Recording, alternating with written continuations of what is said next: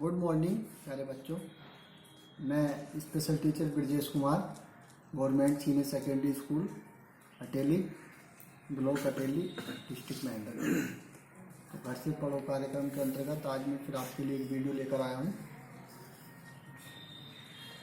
जो हमारी सामाजिक विज्ञान की किताब पृथ्वी हमारा आवास का छठा लेसन है। पृथ्वी के प्रमुख स्थल रूप, उसी में मैंने पहले बताया था पर्वतों के बारे में। अब उसका सेकंड पार्ट है। तो आज हम बात करेंगे पठार और अन्य कुछ टॉपिक हैं उसके बारे में। तो सबसे पहले तो हमें ये जानना ज़रूरी है कि पठार होता क्या है। पठार भूमि की ऐसी एक सतह होती है जो पठार उठी हुई एवं सपाट भूमि होती है। यह आसपास के क्षेत्रों से अधिक उठा हुआ होता है तथा इसका ऊपरी भाग मेज के समान सपाट होता है। जैसे अपनी मेज होती है उसके समान जो पठार का ऊपरी भाग है वो सपाट होता है। क्योंकि जब हम किसी पहाड़ को देखते हैं तो पहाड़ तो हमारे लगभग शंकु आकार में होते हैं। उनका जो आधार है वो बहुत चौड़ा होता है और जो उसका जो ऊंची चोटी है वो बहुत कम चौड़ाई में होती है और वो जो है लगभग शंकु आकार में होती है। जबकि हमारा जो पठार है वो ऊपर से चपटा होता है, लगभग मेज के समान होता है। ठीक है।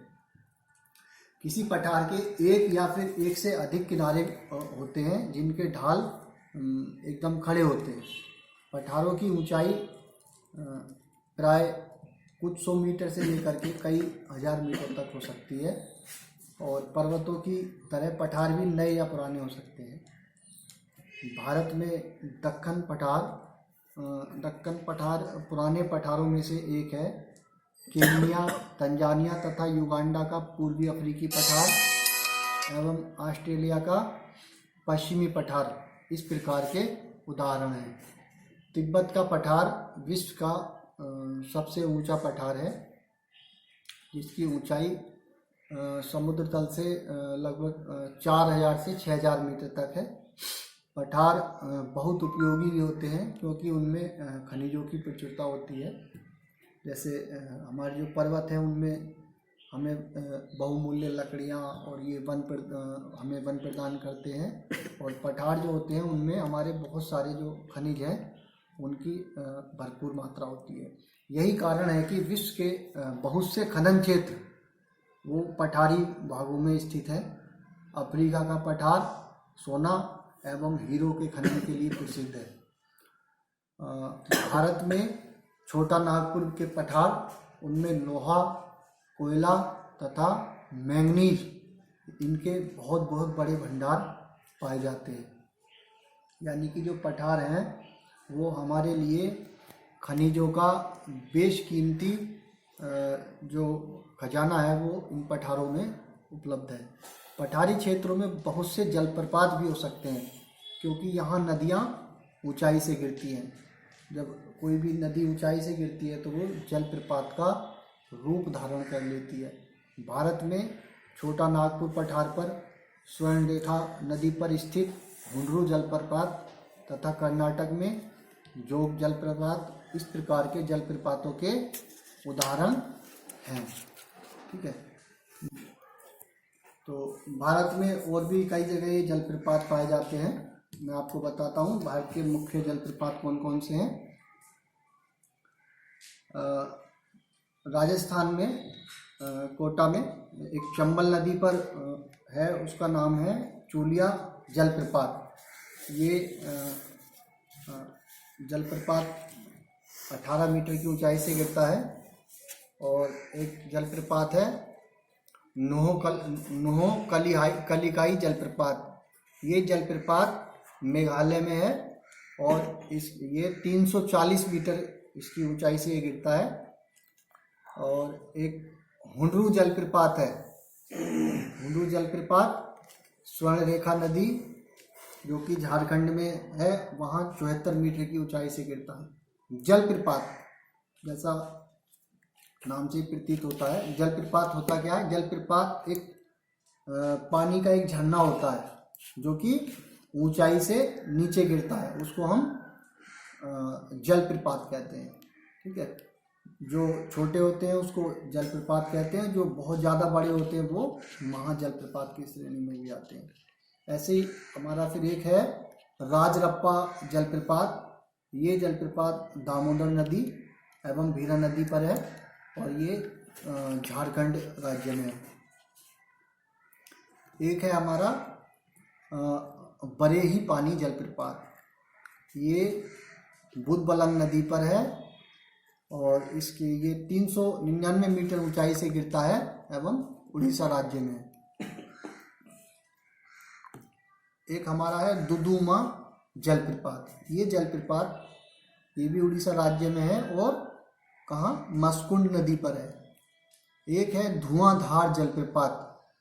ये नर्मदा नदी पर है और ये 15 मीटर की ऊंचाई से गिरता है। ऐसे ये हमारा कपिल धारा जलप्रपात। ये भी नर्मदा नदी पर है, मध्य प्रदेश में है और ये 33 मीटर की ऊंचाई से नीचे गिरता है। एक है हमारा बजराई जलप्रपात। ये महाराष्ट्र में है, 260 मीटर की ऊंचाई से गिरता है। और अंबोली घाट जलप्रपात ये हिरण्यकेशी नदी पर है और महाराष्ट्र में है। ये 690 मीटर की ऊंचाई से गिरता है। अगला है हमारा होगे नक्कल जलप्रपात। यह तमिलनाडु में है और ये कावेरी नदी पर 20 मीटर की ऊंचाई से गिरता है। इसके अलावा हमारे और भी कई जलप्रपात हैं। जोग जलप्रपात भी है कर्नाटक में, 58 मीटर की ऊंचाई से गिरता है शरावती नदी पर। तो ये जो मैंने बताया था कि जलप्रपात जो ऊंचाई से गिरते हैं पठार पर, तो वहाँ पर जलप्रपात पाए जाते हैं।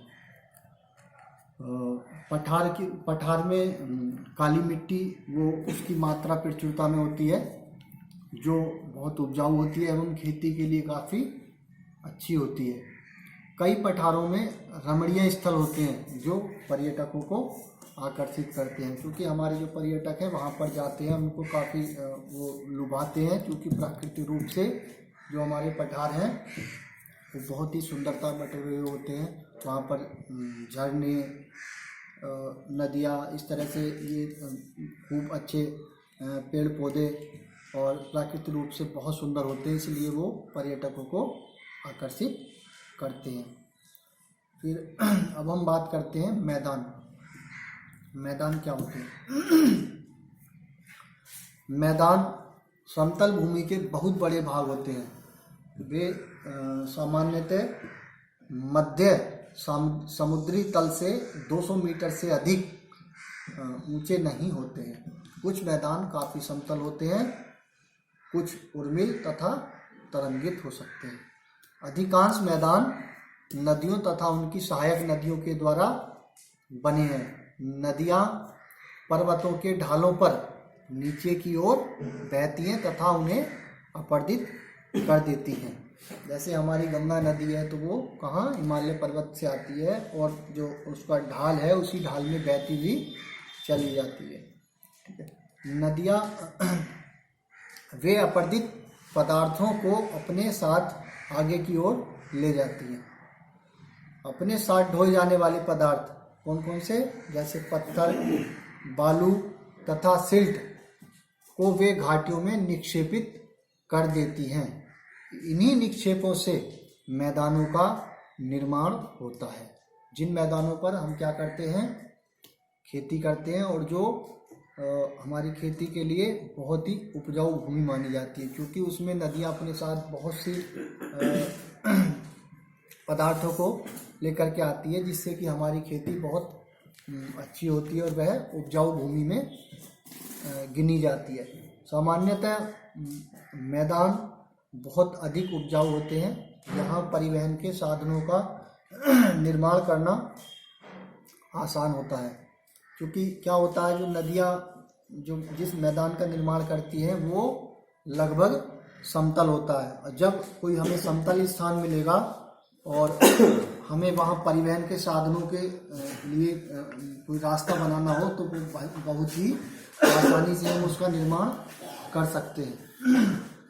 इसीलिए ये मैदान विश्व के सबसे अधिक जनसंख्या वाले भाग होते हैं। जैसे कि आप देखेंगे हमारी गंगा नदी है, ये हरिद्वार से होकर के और फिर उत्तर प्रदेश, बिहार, उसके बाद फिर पश्चिम बंगाल में जा कर के कहाँ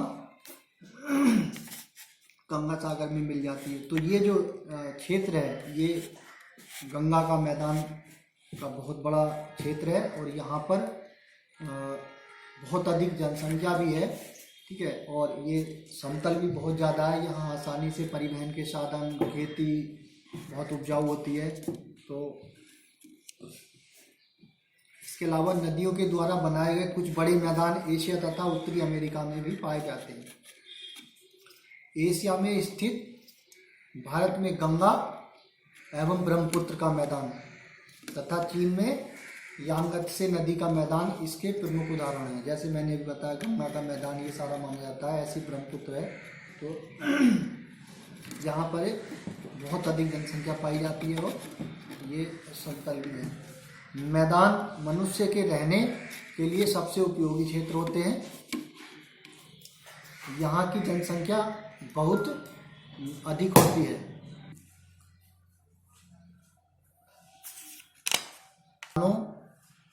को बनाने के लिए यहाँ समतल भूमि की प्रचुरता होती है। मैदानी भागों में उपजाऊ मिट्टी के कारण यह भाग खेती के लिए बहुत उपयुक्त भी होता है। जैसा मैंने बताया भारत में गंगा का मैदान देश में सबसे अधिक जनसंख्या वाला क्षेत्र है, क्योंकि यहाँ सबसे अधिक जनसंख्या निवास करती है। अब हम बात करेंगे स्थल रूप एवं लोग। स्थल रूपों की विभिन्नता के अनुरूप ही मानव विभिन्न प्रकार से जीवन यापन करते हैं। पर्वतीय क्षेत्रों का जीवन कठिन होता है। मैदानी क्षेत्रों का जीवन पर्वतीय क्षेत्रों की तुलना में सरल होता है। जैसे आपने देखा होगा जो पर्वतीय क्षेत्र है वहाँ पर क्या होता है, वहाँ का जीवन इसलिए भी कठिन माना गया है क्योंकि वहाँ ठंड अधिक होती है एवं ढाल वाले पहाड़ होते हैं और वहाँ पर खेती करना इतना आसान नहीं होता जितना अपने मैदानी क्षेत्र में हम खेती को आसानी से कर लेते हैं। मैदानों में फसलें उगाना, घर बनाना या सड़कें बनाना पर्वतीय क्षेत्रों की तुलना में अधिक आसान होता है, क्योंकि यहाँ एकदम सब कुछ समतल होता है। मान लो कुछ भी हमें लाना है सड़क बनाने के लिए, बजरी, सीमेंट, पत्थर, वो आसानी से उसको लाने ले जाने में भी आसानी होती है। जबकि पहाड़ों में अगर हमें यदि समतल स्थान पर कोई सड़क बनानी है, मान लिया 10 किलोमीटर, और पहाड़ में हमें 1 किलोमीटर सड़क बनानी है, तो हम 10 किलोमीटर की सड़क जो है उसको आसानी से एवं जल्दी निर्माण कर लेंगे। लेकिन वही सड़क जो 1 किलोमीटर की पहाड़ी क्षेत्र में है उसको बनाने में हमें बहुत अधिक समय और ज़्यादा मेहनत करनी होगी, क्योंकि हमें पहाड़ को काट करके रास्ता बनाना होता है एवं उसको समतल करना, ढाल के हिसाब से उसको सेट करना, वो बड़ा कठिन कार्य होता है। इसके अलावा वहाँ पर जो पहाड़ी ढाल होता है तो वहाँ फिर सामान को ले जाने के लिए भी बहुत मेहनत लगानी पड़ती है।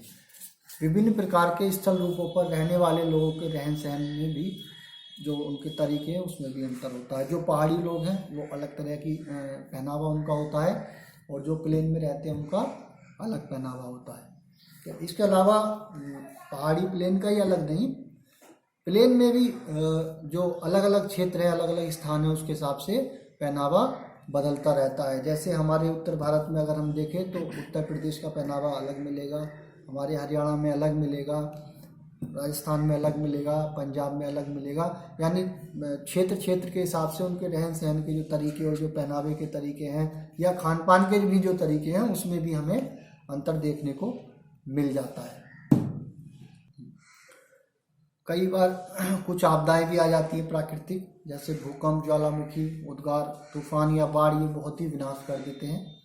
इन आकस्मिक घटनाओं के बारे में जागरूकता पैदा करके हम इनसे आने वाले जो खतरे हैं उनको कम कर सकते हैं। ठीक है,